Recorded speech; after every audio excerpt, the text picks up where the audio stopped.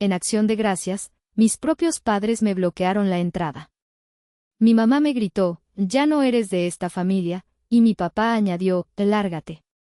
Sus rostros estaban llenos de odio. Yo solo asentí, regresé a mi auto y envié el mensaje que haría explotar todo. 5 minutos después, vi cómo la mitad de los invitados se levantaba y se iba, azotando la puerta al salir. Si aún no estás suscrito al canal, haz clic en el botón de suscripción y activa la campanita para no perderte ninguna de nuestras historias. Tu apoyo significa todo para nosotros.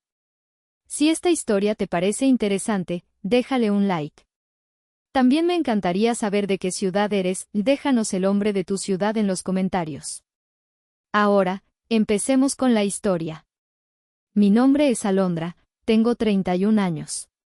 Y esta historia, mi historia, realmente comienza con el sonido de una puerta cerrándose. No, eso no es del todo cierto. Comienza con el sonido de mi corazón rompiéndose en un silencio tan profundo que ahogó el ruido del mundo entero. Era el día de Acción de Gracias. Había conducido 12 horas seguidas desde la Ciudad de México hasta Monterrey, un peregrinaje anual que hacía más por un sentido retorcido del deber que por un deseo genuino.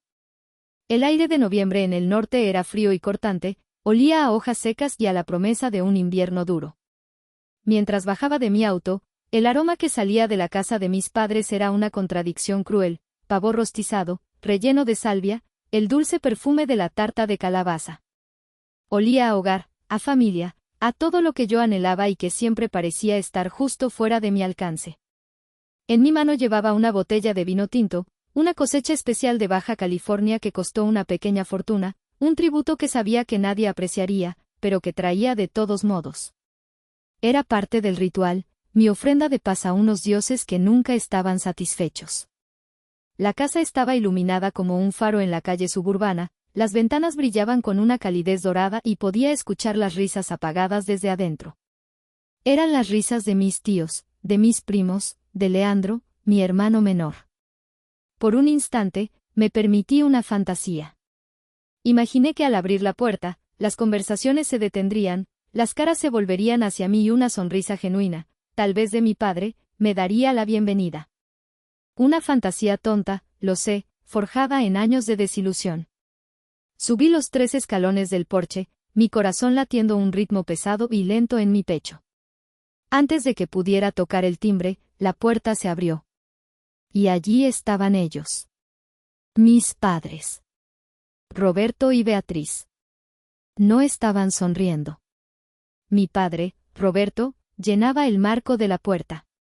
Se veía más viejo, los hombros caídos bajo el peso de algo que yo nunca pude nombrar. Detrás de él, mi madre, Beatriz, era una figura tensa y rígida, con los brazos cruzados sobre el pecho. Su rostro, que una vez me había parecido el más bello del mundo, estaba contraído en una máscara de fría hostilidad. Alondra, dijo mi padre, y mi nombre sonó como una acusación en sus labios. Hola, papá. Hola, mamá. Feliz día de... No entres, me interrumpió mi madre, su voz tan afilada como un trozo de vidrio roto. Di un paso atrás por puro instinto, la botella de vino de repente pesada y fría en mi mano. ¿Qué? ¿Por qué? ¿Pasó algo?, pregunté, mi mente corriendo, tratando de encontrar una razón. ¿Había llegado tarde? ¿Había olvidado llamar? ¿Qué ofensa había cometido esta vez sin siquiera saberlo? Fue entonces cuando mi madre dio un paso adelante, colocándose al lado de mi padre. Sus ojos, oscuros y furiosos, se clavaron en los míos. Y en ellos no vi solo ira. Vi algo peor. Vi un triunfo cruel, una especie de placer sádico en el dolor que estaba a punto de infligir. Ya no eres de esta familia, gritó, y la palabra, familia, fue escupida con veneno. No eres bienvenida aquí. El mundo se detuvo. El olor a pavo, las risas de fondo, el frío del aire, todo se desvaneció. Solo existían esas palabras, flotando entre nosotros como espectros. Miré a mi padre, buscando una negación, una explicación, cualquier cosa. Pero él no se movió. Solo añadió, con una voz baja y áspera que apenas reconocí, lárgate. No me miraba a los ojos. Su mirada estaba fija en un punto sobre mi hombro, como si fuera un cobarde hasta para presenciar la ejecución que él mismo estaba llevando a cabo. No lloré. No grité. No rogué. Una calma extraña, una claridad helada se apoderó de mí. Todos los años de intentar, de esperar, de romperme tratando de encajar en un rompecabezas que nunca tuvo un espacio para mí, culminaron en ese momento. Y en lugar de desesperación, sentí nada. Un vacío absoluto. Asentí lentamente. Una sola vez. Entendido, susurré, aunque no estoy segura de que me escucharan. Di media vuelta, bajé los 3 escalones, y caminé de regreso a mi auto. Podía sentir sus ojos en mi espalda, 2 pozos de odio observándome partir. No miré hacia atrás. Abrí la puerta del auto, coloqué la botella de vino en el asiento del copiloto, y me senté detrás del volante. La llave giró en el encendido y el motor cobró vida con un ronroneo suave. Pero no me fui. Aún no. Sentada en el auto, con el motor en marcha pero sin moverme, el frío del volante me anclaba al presente, pero mi mente ya había huido a otro tiempo. O más bien, a muchos otros tiempos. Las paredes de mi cráneo se convirtieron de repente en las galerías de un museo sombrío, el museo de mi dolor, y cada recuerdo era una exhibición cuidadosamente curada de mi insignificancia. La primera sala estaba dedicada a mis 15 años. Mi quinceañera. Ahorré durante un año entero, trabajando después de la escuela en una papelería, para comprar el vestido de mis sueños. Era de un color azul profundo, casi violeta, con pequeños cristales cosidos en el corpiño. Me sentía como la realeza cuando me lo probé. Pero esa noche, mientras mis amigas me decían lo hermosa que me veía, mi madre me apartó en la cocina. Ese color es demasiado llamativo, Alondra, dijo, frunciendo los labios con desaprobación. Pareces desesperada por atención.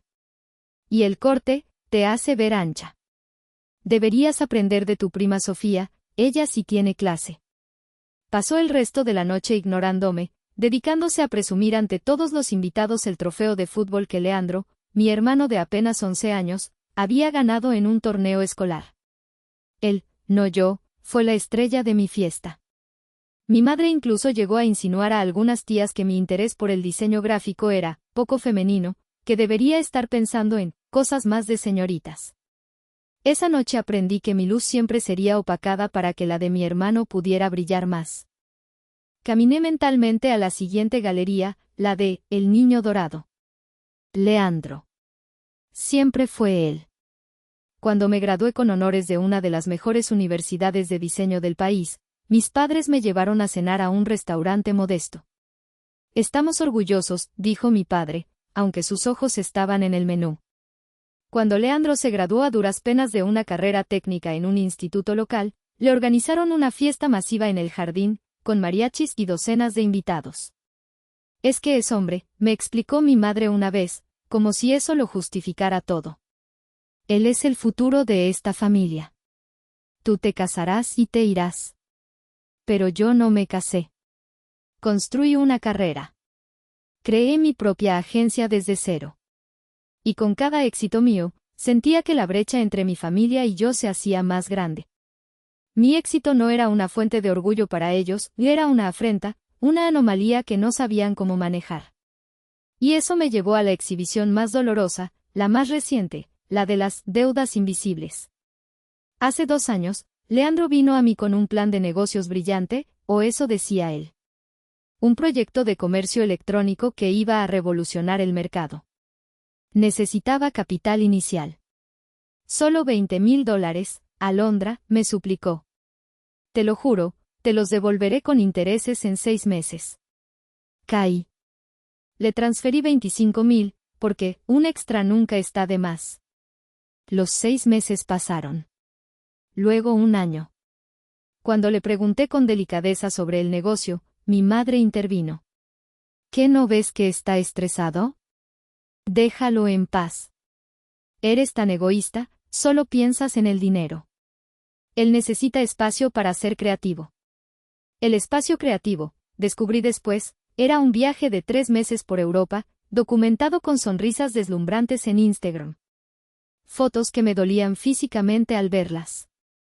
Conservé cada mensaje de WhatsApp, cada promesa rota de, la próxima semana te pago, hermanita. Esa galería era vasta.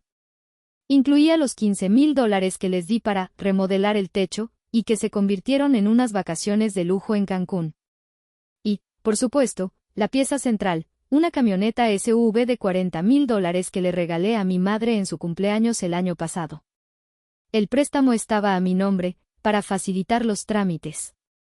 Ella la aceptó como si fuera su derecho de nacimiento. Ni siquiera un gracias efusivo. Solo un comentario casual: ¿por qué no la sacaste en rojo? El rojo me sienta mejor. Cada uno de estos recuerdos era un ladrillo en el muro que mis padres habían construido entre nosotros. Un muro que yo, tontamente, había pasado toda mi vida tratando de escalar, sin darme cuenta de que ellos estaban del otro lado, esperando a que cayera para reírse. Y esta noche, en la puerta, no me habían empujado. Simplemente me habían mostrado que el muro siempre había estado ahí, y que yo era la única que no lo veía. La única que se aferraba a la esperanza de que, al otro lado, había amor esperándome. La realización fue como un golpe de agua helada: yo no era una hija para ellos. Era una inversión. Una inversión a la que nunca le reconocieron ganancias, pero de la que esperaban dividendos constantes. Mi carrera en diseño gráfico no había comenzado por arte de magia. Empezó en mi último año de universidad, a los 21 años, cuando gané un concurso nacional de branding para una nueva empresa de tecnología. El premio en efectivo fue sustancial, pero más importante fue el contrato que me ofrecieron. De la noche a la mañana, pasé de ser una estudiante que vivía de fideos instantáneos a tener un ingreso estable y prometedor. Recuerdo la llamada a mis padres, mi voz temblando de emoción. Mamá, papá, lo logré. Conseguí el contrato. Hubo una pausa en la línea, y luego la voz de mi madre, no de celebración, sino de cálculo. Qué bueno, hija. Oye, aprovechando, fíjate que a tu papá le ha estado doliendo la espalda. Necesitamos cambiar los colchones, pero ya ves cómo está la cosa. Esa fue la primera vez.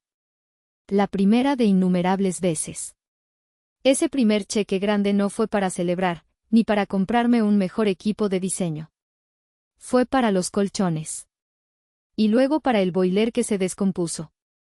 Y luego para la colegiatura de Leandro, porque él no nació para las escuelas públicas. Durante 10 años, me convertí en el pilar financiero invisible de la Casa Reyes. Mi éxito en la Ciudad de México, donde mi agencia crecía exponencialmente, se traducía en una corriente silenciosa de dinero que fluía hacia Monterrey. Ellos nunca lo pidieron de frente. Eran más sutiles, más manipuladores. Eran expertos en el arte de la culpa. Llamadas donde mi madre suspiraba y hablaba de lo apretados que estaban. Mensajes de mi padre con fotos de alguna factura impagada, acompañados de un ¿cómo estás, hija? Y yo pagaba. Pagaba por su aprobación. Pagaba por un estamos orgullosos de ti, que nunca llegaba sin una petición adjunta. Pagaba para silenciar la voz en mi cabeza, la que mi madre había implantado allí desde niña, que me decía que yo no era suficiente, que mi valor estaba ligado a mi utilidad. Si yo era útil, tal vez, solo tal vez, me querrían. La cifra era obscena cuando me detuve a pensar en ella. No eran $60,000. Eran más de 80,000. Los 25,000 de la startup de Leandro. Los 15,000 de la remodelación. La camioneta de 40,000. Y un sinfín de transferencias más pequeñas, 500 para el dentista de mi padre, 1,000 para un nuevo guardarropa de mi madre porque ya no tiene nada que ponerse, 200 aquí y allá para la gasolina de Leandro. Un goteo constante que había drenado no solo mi cuenta bancaria, sino mi alma. La ironía más cruel era cómo hablaban de mí a mis espaldas. Me enteré por mi tía Isolda, la hermana menor de mi padre y la única persona con una brújula moral funcional en esa familia. Ten cuidado, Alondra, me dijo por teléfono hace unos meses, su voz cargada de una preocupación genuina. Beatriz anda diciendo por ahí que te has vuelto muy arrogante desde que ganas dinero. Que te crees mejor que todos nosotros y que por eso ya casi no vienes. Casi no iba porque cada visita era un interrogatorio sobre mis finanzas, disfrazado de conversación casual. Casi no iba porque no soportaba ver la deferencia con la que trataban a Leandro, quien a sus 27 años nunca había tenido un trabajo real por más de 3 meses. Su fracaso era una mala racha, mientras que mi éxito era pura suerte. Esa conversación con mi tía Isolda fue el catalizador. Fue la primera vez que me di cuenta de que no importaba cuánto diera, la narrativa ya estaba escrita. Yo era la hija ingrata, la exitosa arrogante. Y ellos eran las víctimas, los padres abnegados con una hija difícil. Fue entonces cuando empecé a prepararme. No para la venganza, no al principio. Sino para la verdad. Comencé a guardar capturas de pantalla de las peticiones de dinero. Y, con el corazón encogido de vergüenza, empecé a grabar las llamadas telefónicas con mi madre. No para exponerla, sino para convencerme a mí misma de que no estaba loca, de que el gaslighting era real. Ahora, sentada en la oscuridad de mi auto, con el eco de las palabras de mi madre resonando en mis oídos, entendí. Todo ese dinero, todo ese esfuerzo, no había comprado amor. Había financiado el desprecio que me tenían. Había pagado por el privilegio de ser humillada en mi propia cara. El precio, finalmente, se había vuelto demasiado alto. La llamada con mi tía Isolda, 3 meses antes de esa fatídica noche de Acción de Gracias, fue más que una simple advertencia. Fue el fósforo que encendió una mecha que llevaba años esperando. Recuerdo estar sentada en mi oficina en la CDMX, mirando el horizonte de rascacielos mientras su voz sonaba en mi oído, clara y firme. No es solo que hable de ti, Alondra, continuó, después de contarme sobre los rumores que esparcía mi madre. Es la forma en que lo hace. Con una sonrisa. Como si estuviera compartiendo una anécdota divertida. El otro día, en una comida familiar, Pilar, su hermana, le preguntó por ti. Y tu madre suspiró, un suspiro de mártir, y dijo, ay, Alondra. Ella vive en su propio mundo. Un mundo donde el dinero es más importante que la familia. Y todos en la mesa asintieron, como si fuera la verdad más absoluta.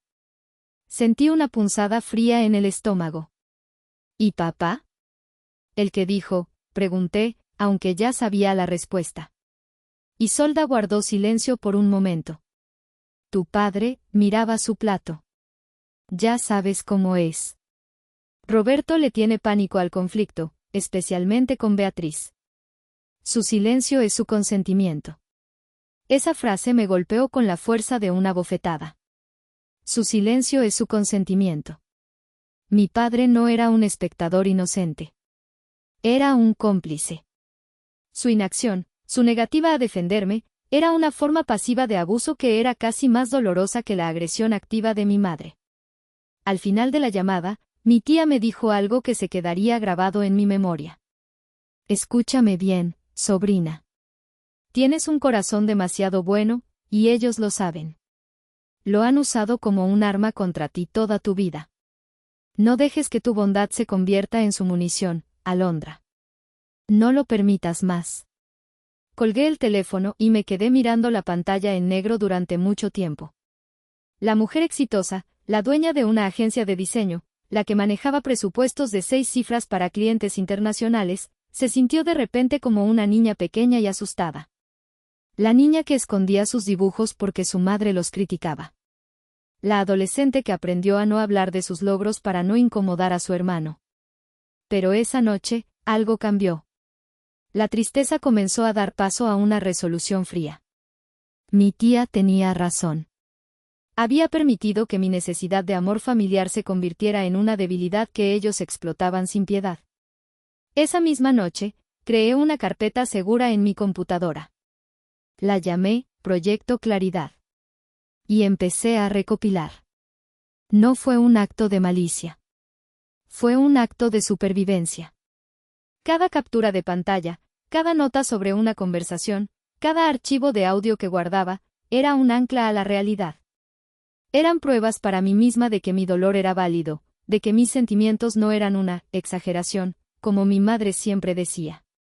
Estaba construyendo un caso, no para un jurado, sino para el juez más duro de todos, mi propia conciencia, esa que había sido programada para dudar de sí misma. No sabía entonces cómo o cuándo usaría esa información. Solo sabía que necesitaba tenerla. Necesitaba la verdad, cruda e innegable, al alcance de mi mano. Era la única arma que tenía contra años de manipulación psicológica. De vuelta en el presente, en la asfixiante quietud de mi auto, el motor seguía zumbando como un insecto atrapado. El teléfono se sentía pesado en mi mano. Sabía lo que tenía que hacer. El plan, o más bien el borrador de un plan, había estado formándose en el fondo de mi mente durante semanas. Pero ejecutarlo, eso era otra cosa. Presionar ese botón era cruzar un punto de no retorno. Era la declaración final de guerra a las personas que, a pesar de todo, la biología insistía en que eran mi familia. Mi pulgar se cernía sobre la pantalla, sobre el icono de WhatsApp, sobre el grupo que había creado la semana anterior y que permanecía vacío, un escenario esperando a sus actores. Se llamaba La Verdad de los Reyes. Un nombre dramático, lo sé, pero así se sentía mi vida. Y entonces, dudé. Mi mano comenzó a temblar. No de frío, sino de un dolor profundo y antiguo que brotó desde el fondo de mi ser. De repente, no tenía 31 años. Tenía 10. Estaba en mi cama, ardiendo de fiebre, con una infección de garganta tan severa que apenas podía tragar. Mi madre estaba en la sala, viendo su telenovela, molesta por el drama que yo estaba haciendo. Pero mi padre se quedó. El recuerdo era tan vívido que casi podía oler el vaporrub que me había untado en el pecho. Se sentó en el borde de mi cama durante horas, poniéndome paños fríos en la frente. Y cuando no podía dormir por el dolor, me contó una historia.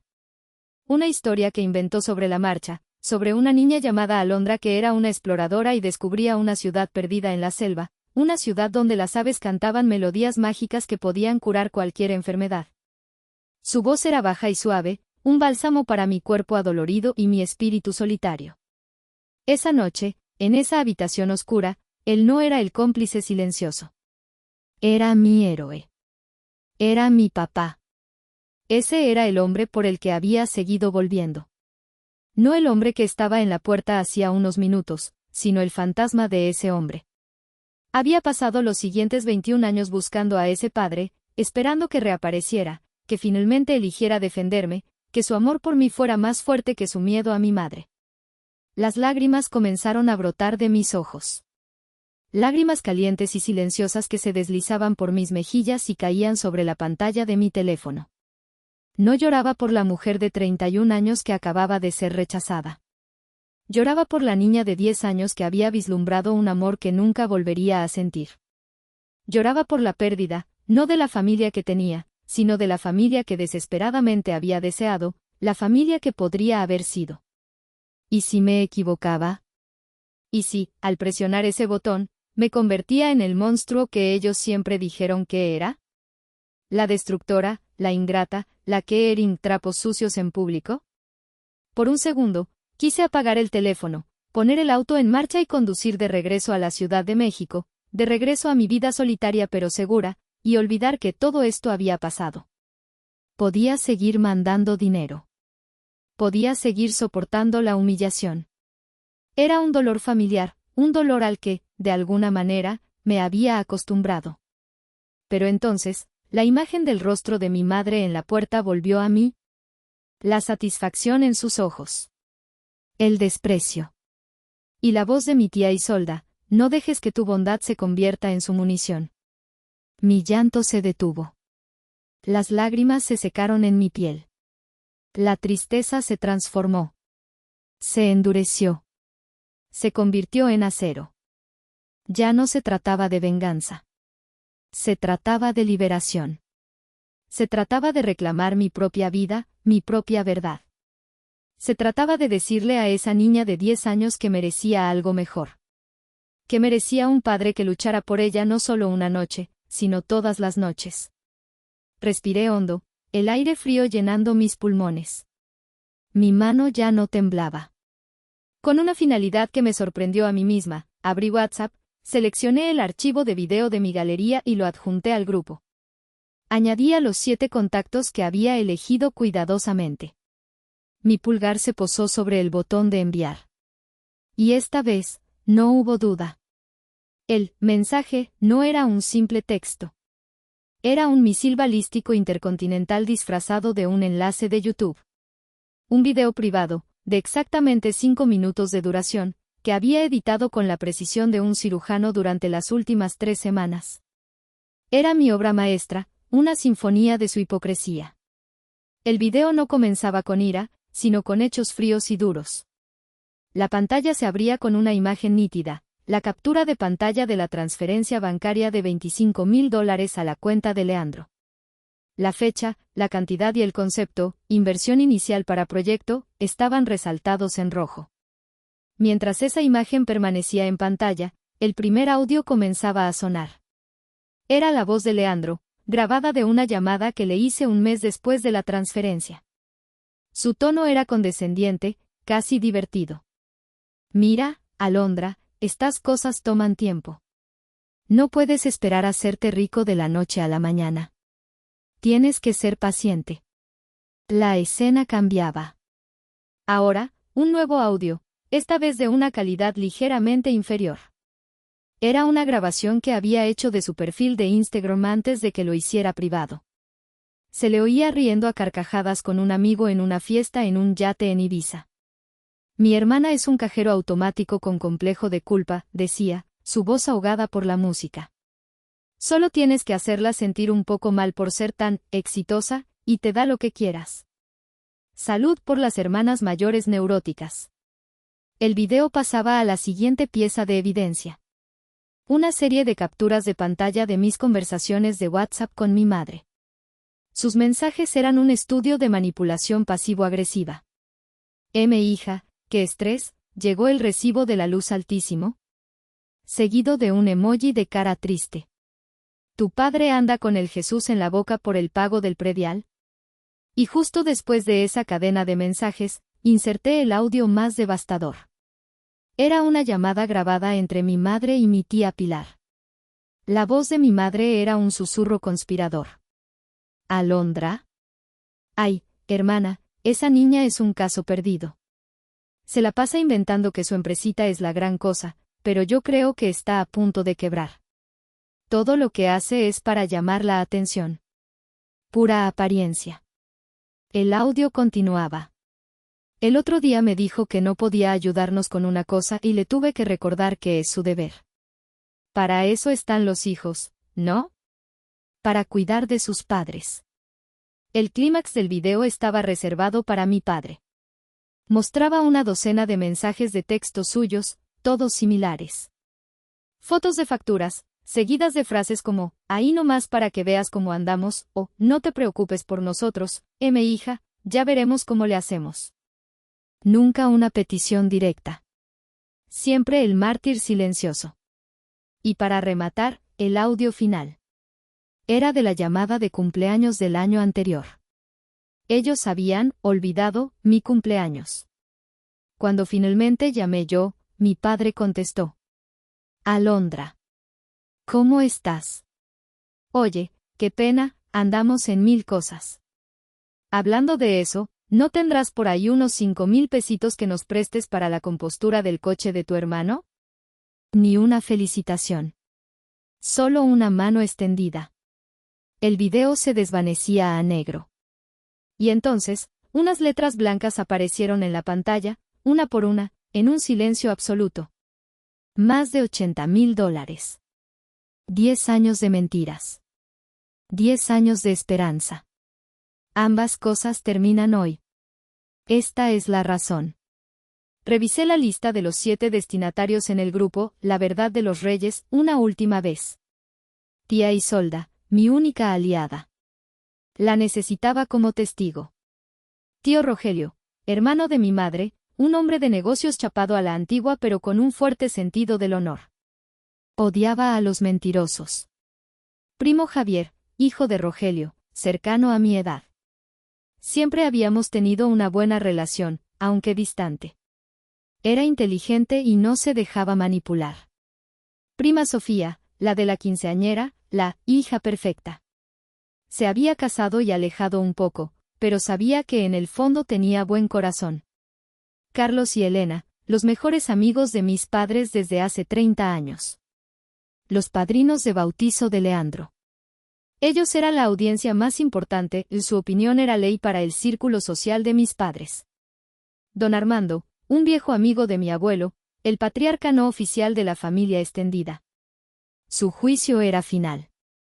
7 personas. 7 pilares del mundo de mis padres.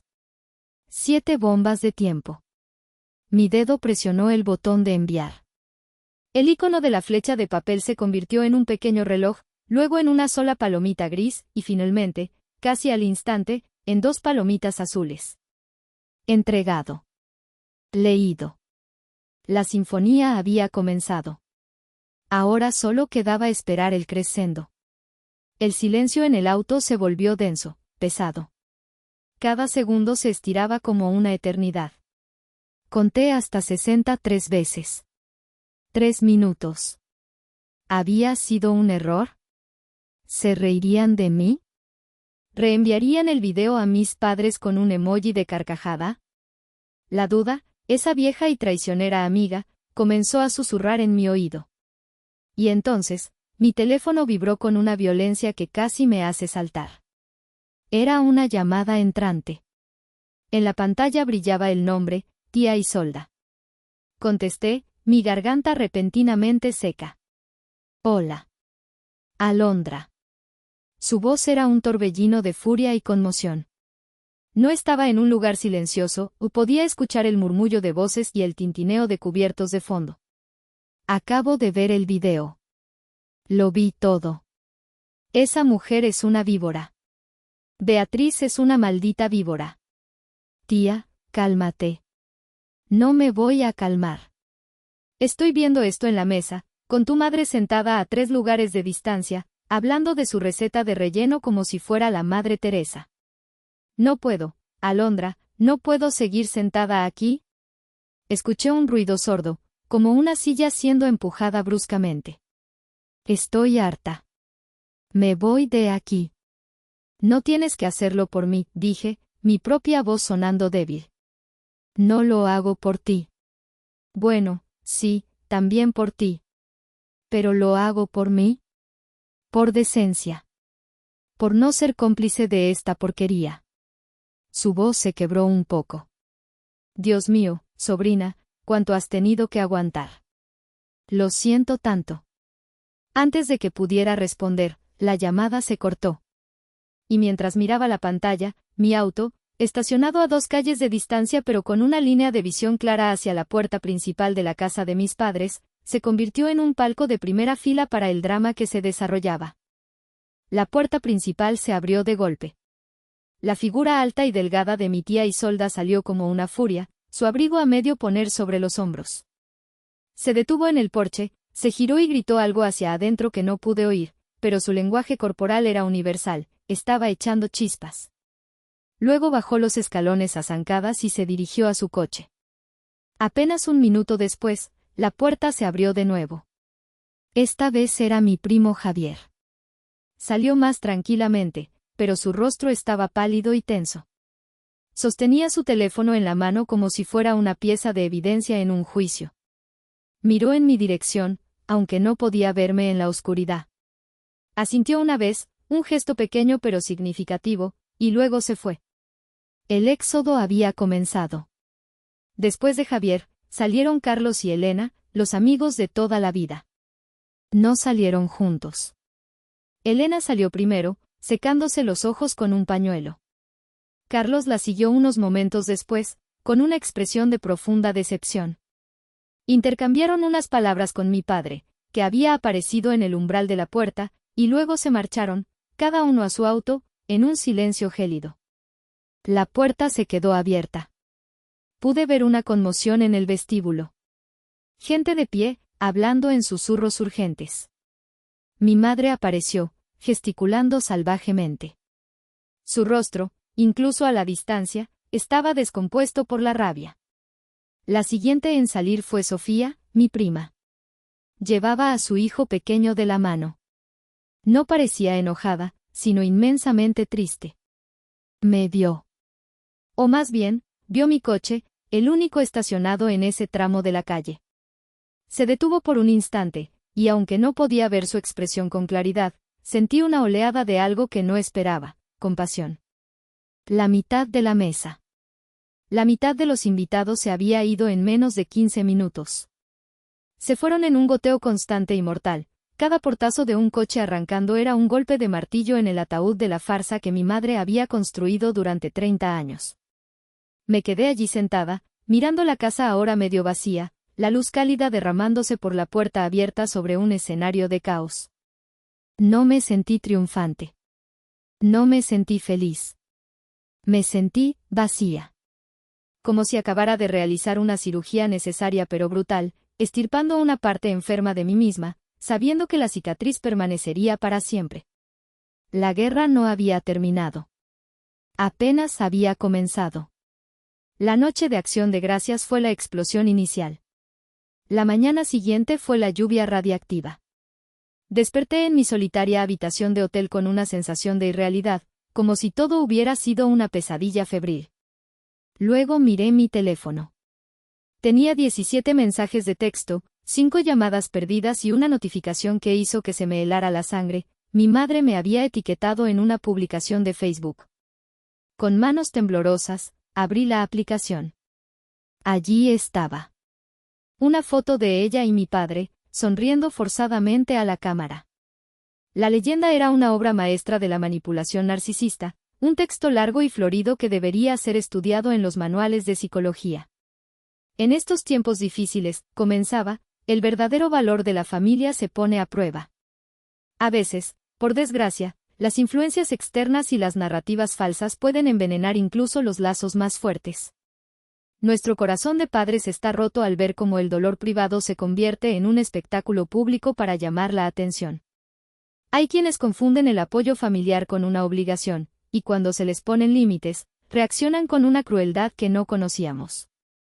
Solo podemos rezar por la sanación y esperar que la verdad, no la versión editada y maliciosa, prevalezca. Agradecemos a los verdaderos amigos y familiares que se quedaron a nuestro lado anoche y que entienden que la ropa sucia se lava en casa. Era brillante en su cobardía. No mencionaba mi nombre, pero no era necesario. Cada palabra era una daga dirigida a mí. Me pintaba como una mentirosa, una extorsionadora emocional, una niña mimada que hacía un berrinche. Los comentarios comenzaron a llegar. La primera ola fue de «los monos voladores», como los llamaba mi tía Isolda. Mi tía Pilar escribió: «Qué pena, Beatriz. Hay hijos que no merecen a los padres que tienen. Mucha fuerza». Otros parientes lejanos y amigos superficiales se unieron al coro: «Estamos con ustedes, la familia es primero, ignora a la gente tóxica». Me sentí enferma. Por un momento, la vieja Alondra, la que siempre dudaba de sí misma, resurgió. ¿Y si tenían razón? ¿Y si yo era la villana? Pero entonces, ocurrió algo. El primer comentario disidente vino de mi primo Javier. Debajo del mensaje de apoyo de un conocido de la familia, Javier escribió simplemente: «Hay dos lados en cada historia». Y a veces, uno de esos lados viene con recibos y grabaciones de audio. Quizás deberíamos escuchar ese lado antes de juzgar. El comentario de Javier fue como una pequeña grieta en la presa. Y luego, la presa se rompió. Mi tía Isolda entró en la refriega. Respondió directamente a la publicación de mi madre. «Beatriz, qué curioso que hables de narrativas falsas. ¿Quieres que hablemos de la narrativa de los $25,000 que Leandro usó para irse de fiesta a Europa? ¿O de la narrativa en la que le dices a tu hermana que crees que tu hija es una fracasada? Tengo el audio, si necesitas refrescar tu memoria. A ver si eso se considera lavar la ropa sucia en casa, punto». El silencio en el hilo de comentarios fue ensordecedor. Los «me gusta» en el comentario de Isolda comenzaron a acumularse. Elena, la amiga de toda la vida, que se había ido la noche anterior, escribió un comentario largo y meditado. Habló de su amistad de 30 años con mis padres, pero también de las pequeñas cosas que había notado a lo largo de los años. La forma en que siempre minimizaban mis logros. Los chistes crueles a mis expensas. Anoche no me fui por un video, concluyó. Me fui porque el video confirmó una verdad incómoda que había estado ignorando durante demasiado tiempo. Lo siento, Beatriz, pero esto no se trata de Alondra. Se trata de ti. La guerra estaba en pleno apogeo, librada en el campo de batalla más público y humillante de la era moderna, un muro de Facebook. La gente comenzó a tomar partido abiertamente. Otros parientes, que no habían estado en la cena pero que habían recibido el video de Javier Oisolda, comenzaron a opinar. El mito de la familia Reyes perfecta se estaba desmoronando en tiempo real, para que todo el mundo lo viera. Yo no escribí una sola palabra. No era necesario. Me quedé en mi hotel, actualizando la página una y otra vez, viendo cómo la verdad, mi verdad, finalmente era contada por otras voces. No era una victoria feliz. Era una validación sombría. El precio había sido mi familia, pero la recompensa era mi cordura. Si llegaste hasta esta parte del video, significa que realmente te interesó la historia. Cuéntame en los comentarios qué opinas, escribe el número 1 para saber que estás aquí o dime desde qué parte de tu país me estás viendo. También puedes dejar cualquier pregunta y la responderé. Mientras la guerra de guerrillas se libraba en las trincheras de las redes sociales, yo me movía a un frente diferente, el financiero. La humillación pública era efectiva, pero sabía que el único lenguaje que mi madre realmente entendía, el único que respetaba, era el del poder y el dinero. Y yo estaba a punto de demostrarle que ahora tenía ambos. El dolor venía de la pérdida. Tuve que hacer el duelo por los padres que nunca tuve. Tuve que aceptar que la versión de ellos que yo había amado era una fabricación de mi propia esperanza. Comencé a ir a terapia, un paso que debía haber dado hace años. En esas sesiones, desentrañé 31 años de condicionamiento, aprendiendo a establecer límites, a valorar mi propio trabajo y, lo más difícil de todo, a perdonarme a mí misma por haber permitido que me trataran tan mal durante tanto tiempo. Mi negocio floreció. Sin el desagüe financiero y emocional de mi familia, mi creatividad se disparó. Conseguí nuevos clientes, contraté a 2 diseñadores más. Me sentía más ligera, más auténtica. Me di cuenta de que mi historia no era única. Era la historia de innumerables hijos chivo expiatorio, en familias disfuncionales de todo el mundo. Mi historia era sobre el poder de decir basta. Sobre el aterrador pero liberador acto de elegirte a ti mismo por encima de la ilusión de una familia que solo te causa daño. Porque la familia no debería ser un campo de batalla. La familia no es la sangre que compartes, sino las personas que aparecen para ayudarte a limpiar tus heridas. Hoy, mi vida es tranquila. Es mía. A veces, en las noches silenciosas, todavía siento el pinchazo de la tristeza, el fantasma de la niña que solo quería que sus padres la quisieran. Pero ya no dejo que ese fantasma me gobierne. He encontrado mi propia familia, la que se construye con respeto, amor y apoyo mutuo. Sé, a través de mi tía Isolda, que mi madre nunca ha admitido ninguna culpa. Sigue contando su versión de la historia a quien quiera escucharla, la de la hija cruel y materialista que destruyó a su familia por dinero. Algunos todavía le creen. Pero muchos otros, los que vieron la verdad, ya no. El imperio de mi madre se ha reducido a un pequeño reino de ilusos. Hace poco, recibí un mensaje de un número desconocido. Era Leandro. Era un texto largo y divagante, lleno de autocompasión. Terminaba con una pregunta que buscaba, una vez más, ponerme el peso de la culpa sobre los hombros. Mamá está destrozada, escribió. Apenas sonríe. A veces la escucho llorar por la noche. Destruiste a nuestra familia. ¿Estás feliz ahora? ¿Valió la pena? No respondí. Borré el mensaje. Pero la pregunta se quedó flotando en mi mente, no porque dude de mis acciones, sino porque sé que es la misma pregunta que se hacen muchas personas en mi situación. La pregunta que la sociedad nos obliga a hacernos cuando rompemos con los lazos tóxicos. Así que ahora se los pregunto a ustedes. ¿Escucharon mi historia? ¿Escucharon la verdad? Díganme, ¿soy la mala en esta historia?